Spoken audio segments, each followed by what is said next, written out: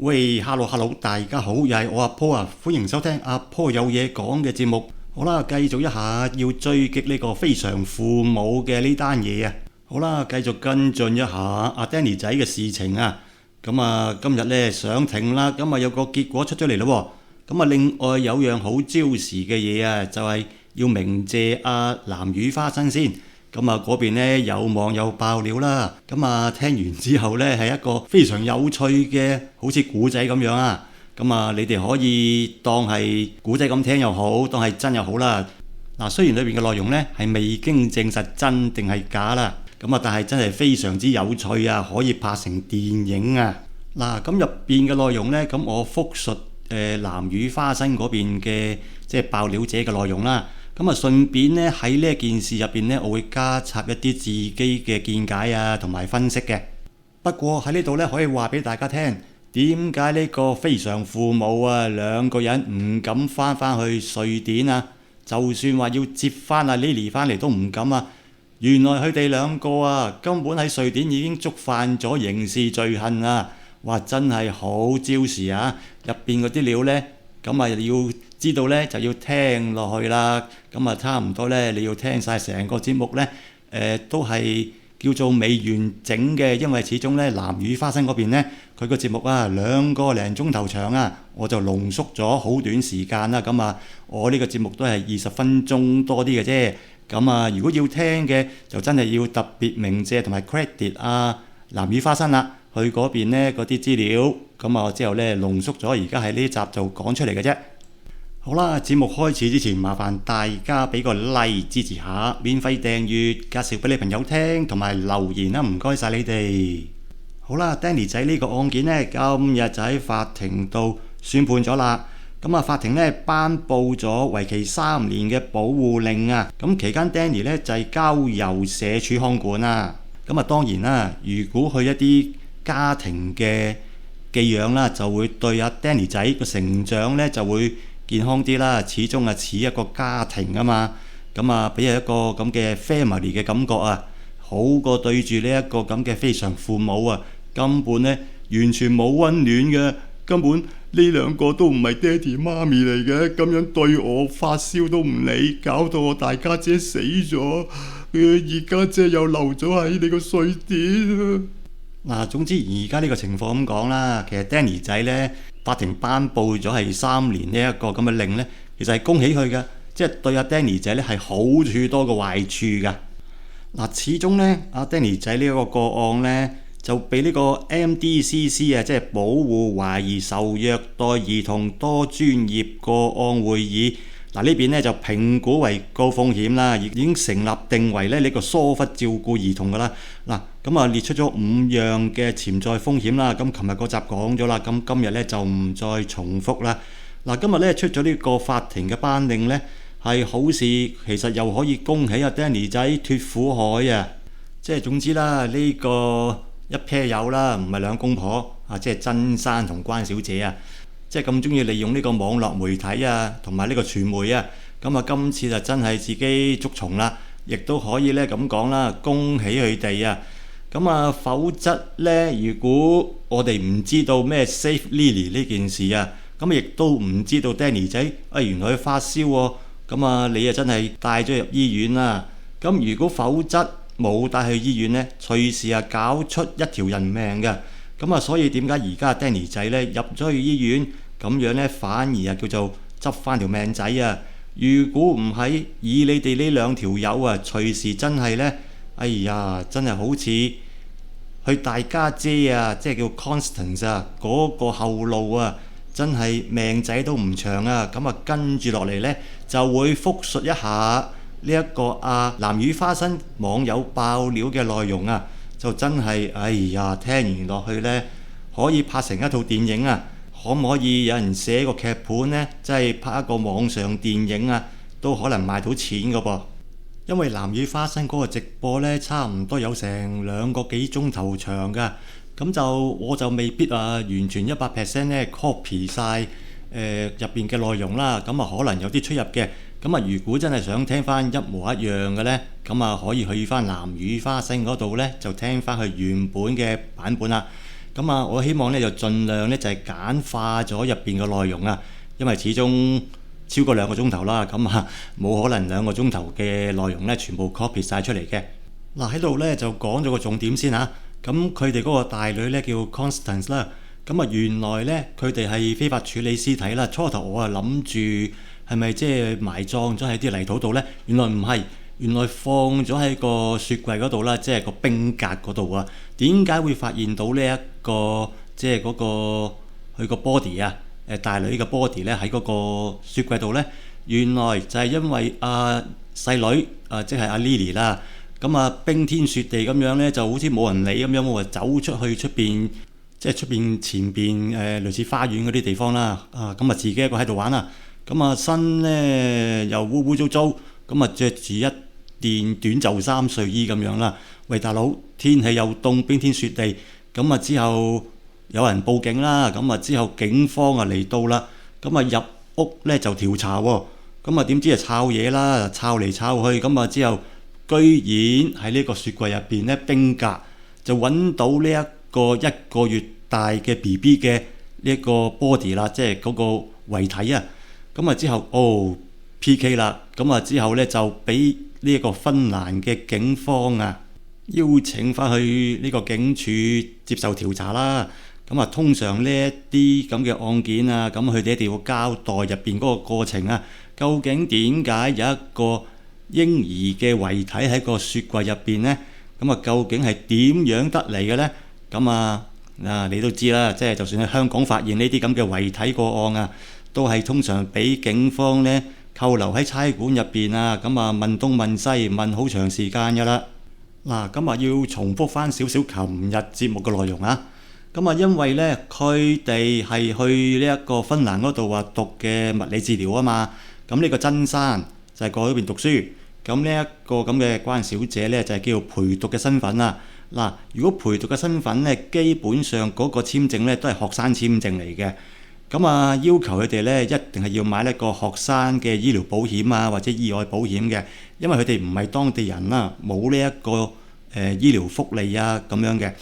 咁所以點解佢係女士呢？一定係會包呢一個醫療啊，同埋產檢啊、分娩啊呢類型嘅咁樣嘅保險嘅。咁所以點解佢唔喺呢個醫院做產檢，亦都唔喺分娩醫院做分娩呢？嗱，咁呢個真係好奇怪嘅事。你話係要因為宗教嘅問題定係乜嘢，唔想俾人見到私處，咁所以點解喺屋企度分娩呢？嗱，呢一個係佢自己嘅理由啦。但係如果喺呢一個安全啊或者醫學角度嚟睇呢，咁啊再加上佢哋個保險，如果真係包到嘅，有乜理由唔會為咗小朋友或者 BB 嘅福祉着想啊，就唔去醫院做產檢？喂，產前檢查好重要㗎，萬一呢一個咁嘅 BB 喺肚入邊原來發現到有一啲先天性嘅疾病嘅，係可以預防到嘅，或者係喺產前就已經係人工流產嘅，合法㗎啦，當然咁啊，梗係可以避免咗好多問題啦。咁但係如果佢哋呢個咁嘅 pair 友啦，咁樣選擇喺屋企分娩，又唔做呢個產前檢查嘅，就真係自己大錯特錯啦。嗱，咁所以點解呢個大女 Constance 咧喺1個月咧就會夭折咧？亦都係有呢一個原因嘅，因為出生咧就冇打呢一個疫苗啦。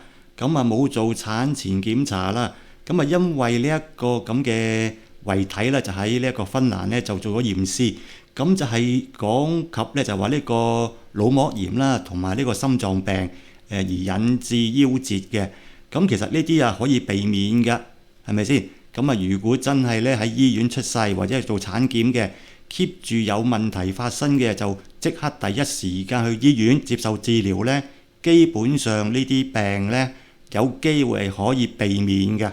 就好似阿 Danny 仔而家呢一個情況咁樣，發現啦，發燒，咁啊送佢入醫院啦，咁啊接受治療，咁可以起碼第一時間控制病情，知道發生咩事。所以大女阿 Constance 咧就真係冇做呢啲咁嘅第一時間，譬如 call 白車入去醫院，咁啊接受治療啦。咁所以點解先至變咗係失救啊？失救之後先至咧係會喪失生命嘅啫。咁啊呢啲就係父母嘅過錯啊。即係我哋而家成日講嗰樣嘢，就話疏忽照顧兒童啊。嗱，咁另外一樣嘢呢，大家都知道啦，阿 Lily 呢就都係喺呢個芬蘭度出世嘅，咁啊亦都係即係喺屋企入邊就分娩啦，咁就冇攞呢個出生證明嘅，咁啊當然啦，咁啊嗰一刻警方啊邀請佢哋去警署協助調查，咁啊亦都會查埋小朋友嗰個身份㗎啦。咁啊如果真係冇呢一個出生證明嘅，咁啊警方啊梗係會越查越多嘢。咁啊越刮越多噶啦，咁佢哋兩公婆嗱，究竟佢哋真係真正身份喺呢個芬蘭呢，係做啲咩嘢嘅呢？係咪真正嘅留學生身份呢？嗱，跟住落嚟呢，就可以話俾大家聽啦。佢哋呢一個咁嘅一 pair 友呢，兩個人嘅身份啊，就真係古古怪怪啊！即係佢哋呢兩個人呢，呢段時間嘅古仔啊，就真係可以攞嚟拍一套電影啊！嗱，咁啊嚟到呢度呢，就要講一講一個戲肉啦。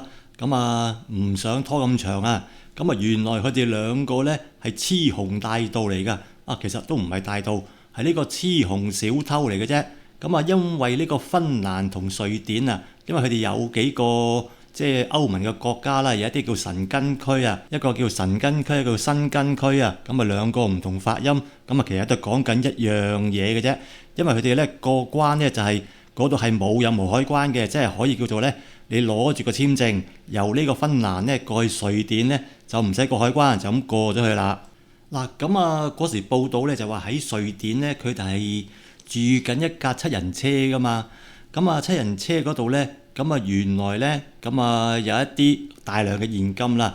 咁啊有一次就係咁啱就係又係俾警方調查啦。咁原來佢哋不嬲兩個人呢。嗱，頭先咪講個叫雌雄大盜嘅，即係其實唔係大盜，即係叫雌雄小偷啊！咁啊，原來佢哋咧就專係去一啲士多啊，或者小型油站啊嗰啲咧，就專係打劫嘅。咁啊，原來係打劫就係偷人哋啲錢啦，即係咁，所以點解架車入邊咧就有大量嘅現金啊？咁佢哋就係話，喺芬蘭嗰陣時啊，嗰啲銀行嘅錢咩提款提晒出嚟，咁啊帶過境咁樣。原來根本就係完全係呢一個唔合邏輯嘅。咁啊原來呢啲錢呢，就係即係簡單啲嚟講呢，叫做呢打劫打翻嚟嘅。咁啊即係佢哋呢兩個呢，就係雌雄小偷嚟嘅。啊講到自己呢，懶高尚啊，物理治療師啊，過去咩芬蘭讀書，根本即係賊嚟嘅咯。嗱咁啊嚟到呢一度呢，咁啊又要縮短嗰個時間啦。點解阿 Lily 呢真係俾呢一個瑞典咁啊警方或者係政府啦，即係嗰啲社福機構啦，就係叫做暫時託管住呢個 Lily 啦。咁啊到最後呢，其實嗱可以咁講，呢個曾先生同埋關小姐呢兩個呢之後其實呢著草咗去英國嘅。咁啊講真啦，就留低咗阿 Lily 喺呢個瑞典。其實大家知咩事啦？因為佢哋喺呢一個芬蘭已經犯咗法啦。咁啊著草過去呢一個瑞典，咁喺瑞典呢又俾警方呢查到佢哋呢一啲咁嘅錢，就呢懷疑佢哋係洗黑錢啦。咁啊原來呢就係偷竊翻嚟嘅，咁啊所以亦都係俾人哋起訴緊呢啲咁嘅罪行嘅。嗱，咁啊可能大家會覺得有少少亂啦。咁首先講一講先，芬蘭嗰度呢就係俾警方起訴，就係話呢個非法處理屍體啦。咁另外呢一個瑞典嗰邊咧就係俾警方咧就係起訴佢哋咧就係呢一個偷竊罪嘅。咁所以點解咧到最後咧亦都冇好好咁管理呢一個小朋友嘅身體健康啦嗰啲啦。咁之後咧點解 Lily 咧就俾瑞典嘅政府嗰邊咧就係福利機構暫時託管嘅。咁嗰陣時咧佢哋就走咗去英國即係著草啦。嗱，咁另外咧喺呢個南語花生入邊嗰個網友透露嘅消息啦，咁啊雖然就係冇俾一啲法庭文件，咁但係咧有講到一啲法庭嘅嗰邊審判嘅內容嘅，入邊啲嘢就比較複雜。如果想正確嘅資料攞到咧，就去翻南語花生嗰度睇啦。嗱，其實瑞典嗰邊咧係有要求過曾生同埋關小姐同Lily 咧視像嘅喎，就睇睇究竟咧。Lily 嗰個意向係點樣啊？究竟呢有冇可能呢？或者係叫做遣返翻去香港嘅喎？咁啊，呢件事就唔係近排噶啦，其實都講緊係應該有2年前嘅時間噶啦。咁啊，但係呢，佢哋呢一對奇呢怪呢，居然係拒絕咗瑞典嗰方面呢，就係話唔做視像。咁啊，嗱，而家大家都知啦，點解呢一 pair 友呢就係強烈要求就話香港入境處呢就要協助佢哋呢，就話叫做 Save Lily 啦，希望可以拯救佢翻嚟香港。咁亦都唔會，佢哋兩個唔會親身過去瑞典喎。點解呢？就係因為根本佢哋兩個喺嗰邊有刑事嘅罪行俾人起訴緊啊！佢哋翻過去瑞典或者芬蘭好啦，根本一翻到過去嗰邊呢，就俾人呢可以咁講啦，就拘留噶啦。一拘留呢，基本上芬蘭同埋瑞典兩個國家呢，同時間都會起訴佢哋兩個人嘅。咁所以點解佢哋兩個呢就完全係唔可以翻去嗰邊？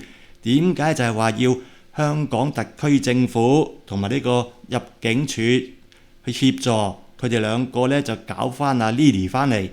嗱，咁講到嚟呢度呢，咁大家應該都開始明白啦。即係佢哋呢兩條友呢，喺嗰邊呢就身有屎，有刑事罪行俾人起訴緊，佢哋係唔可以翻過去嘅。翻過去呢，即係可以咁講啦，即係俾人一踏親入去呢，就基本上呢就出唔翻嚟噶啦。就喺嗰邊呢受審判之後，有機會呢就係要坐監嘛。咁啊有呢個牢獄之災，即係有刑事案底。咁第時呢，佢翻到嚟香港又好，喺其他國家做嘢又好，咁啊真係有呢個刑事案底呢，咁啊玩完噶啦。佢哋兩個人呢，就以後嘅前途呢，就拜拜，就以後乜都唔使撈噶啦。嗱，咁而家中間呢，就停一停先，就係講下少少嘢，有關於嗰陣時阿 Lily 都係喺呢一個芬蘭度出世噶嘛。咁啊又話有啲咩皮膚病啊、濕疹啊，又話要求香港嘅家人呢寄啲中草藥啊過去嗰邊嘅。嗱，無論係芬蘭好、瑞典好啦，嗱，因為我都上網 check 過，咁啊呢啲西方國家呢，其實好緊嘅對呢啲咁嘅中草藥。佢哋覺得中草藥呢，就係其實係一啲植物嘅標本嚟嘅，甚至乎呢可能會影響佢哋嗰個國家嘅一啲叫做農務嘅生態嘅一啲唔平衡啦，或者影響佢哋個國家嗰個，或者可能有啲唔知嘅一啲可能昆蟲啊，或者係一啲咁嘅種子啊帶入咗去人哋個國家。咁啊，譬如好似我住緊呢一度啦，亦都係咁樣㗎，即係覺得呢啲中草藥呢係要即係管轄得好嚴謹嘅。無論你呢啲中草藥又好，係或者係磨成粉嘅中藥丸都好啦，都要係清清楚楚寫明嗰個成分，亦都唔一定係俾你入到口嘅。咁嗰陣時呢，就係佢哋講就話屋企人經常呢寄呢啲咁嘅中草藥過去嗰邊芬蘭好、瑞典好啦。嗱，可以證明一樣嘢，好大部分嘅內容呢都係喺度講大話。根本嗰邊嘅海關係唔容許呢啲咁嘅中草藥入口嘅。咁所以由此證明呢，佢哋呢一 pair 友呢一直喺度呢，就係嗰度講緊大話，欺騙緊香港市民。因為呢，佢恰我哋呢就唔清楚嗰邊個法例。咁如果我哋真係要查清楚呢，仔細去查呢，花少少時間呢，就知道根本佢哋呢 pair 友由頭到尾全部講大話。又講咩中草藥呢樣嘢啊？或者係大女 Constance 嗰啲咁嘅古仔啊 ，Lily 發生嘅任何情況入邊嘅嗰個故事啊，就算呢個 Danny 而家喺香港點樣懷孕啊，點樣出世啊，嗰啲嘢其實佢哋講出嚟根本樣樣嘢都唔需要相信呢個非常父母啊，講嗰啲全部都係啲大話嚟嘅。嗱，因為南乳花生嗰個節目咧真係太長啦，2個零鐘頭啊，咁啊要精簡啦，要縮短啦，咁啊只係可能講到入邊部分嘅內容嘅啫。咁啊，如果有啲咩錯漏嘅咧，咁啊最好去翻啊南乳花生嗰個節目，咁啊聽翻去足本版本啊，入邊嘅內容咧就可以清清楚楚聽到佢入邊究竟係由頭到尾啊，即係人哋爆料啊講嗰啲內容啦。嗱，又或者呢啲咁嘅中草藥呢，佢哋有啲第三方嘅渠道啊，真係可以運到過去，亦都唔出奇嘅。因為我都見到話咩淘寶啊嗰度有啲唔知佢哋可以特別渠道，就係話一啲特別嘅嘢藥物啊、中草藥啊都可以運到過去嘅。咁啊，我唔知佢哋係咪用呢啲咁嘅方法啦。咁啊，亦都唔排除嘅。咁啊，如果以一個正常嘅咁嘅空運好或者係海運好啦，嗱，如果譬如香港咁樣寄出去一啲，譬如係寄過嚟澳紐啦，就一定咧基本上咧就冇可能入口嘅。不過我哋咧就係即係要 focus 喺佢哋呢一 pair 友入邊，佢哋嗰個誠信度有幾高啊？因為佢哋兩個人講嗰啲嘢咧，真係好多係大話嚟嘅。因為我哋之前唔知啦，咁啊亦都唔肯定呢個咁嘅爆料人嘅資料啦，係真定係假？嗱，起碼俾我哋感覺到一樣嘢呢，佢哋呢個非常父母呢入邊有好多嘅嘢隱瞞住啦，我哋唔知啦。究竟佢哋講嘅嘢係真定係假？即係呢個非常父母啊，我哋都唔知啦。起碼而家目前嚟講，點解佢哋兩個唔敢親身翻過去瑞典？咁啊，亦都有一個可能性，就係真係觸犯咗嗰邊嘅法律。咁啊，一翻到去呢，就會俾人扣留噶啦。咁啊，呢一個真係唔排除係有呢個可能性嘅。嗱，節目呢講到嚟呢一度呢，就差唔多尾聲啦。咁啊，始終啊，全部嘅內容呢，就真係唔可以1510咧全部 copy 翻晒過嚟啊。因為始終啊，南乳花生嗰邊嘅節目太長啦。咁啊，如果真係想聽翻完整嘅節目呢，足本版本啊，咁啊去翻南乳花生嗰度聽啦，都係2個半鐘頭嘅。咁啊，呢個節目呢，就差唔多係尾聲啦。咁啊，真係好多謝咁多位呢聽到嚟呢一度啊。咁啊，非常父母喺呢一個芬蘭同埋瑞典嘅犯罪嘅記錄嘅事項呢，就講到嚟呢一度先啦。如果大家中意我呢個節目，麻煩大家俾個 like 支持下，免費訂閱，介紹俾你朋友聽，同埋留言啦。咁我哋下次見。如果有新嘅資料呢，應該係有嘅，因為南乳花生嗰邊講呢，仲有下一集有啲嘢未爆晒出嚟嘅。咁我哋下一集再見咯喎。咁下一次見，拜拜。